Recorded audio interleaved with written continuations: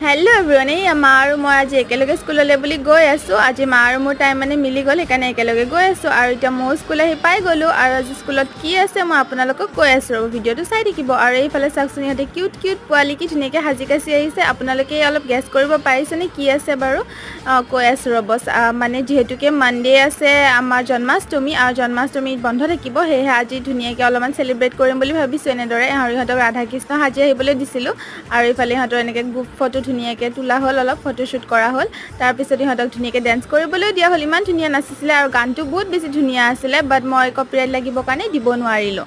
আৰু এইফালে চাওকচোন, ইহঁতে এতিয়া ভাবিছে মই ফটো তুলি আছোঁ, তো আহি গ'ল ফটো উঠিবলৈ, বাট ভিডিঅ' হৈ আছিলে, সিহঁতে গম নাপালে। আৰু এইফালে পিউৰ ইমান বেছি ভোক লাগিছিলে, মই তাইক টিফিন খাবলৈ দিলোঁ, জুচো খাবলৈ দিলোঁ, আৰু লিবানৰো জুচ খোৱা হৈ গ'ল এইফালে। আৰু এতিয়া ঘৰলৈ যাবলৈ ওলাইছোঁ পূৰা ছাতি তাতি লৈ, যিহেতু ইমান বেছি ৰ'দ দিছে ন। আৰু ৰিচাবাই কি বা ফটো তুলি আছিলে গম নাপাওঁ বাৰু। তো আজিলৈ ইমানে, বাই।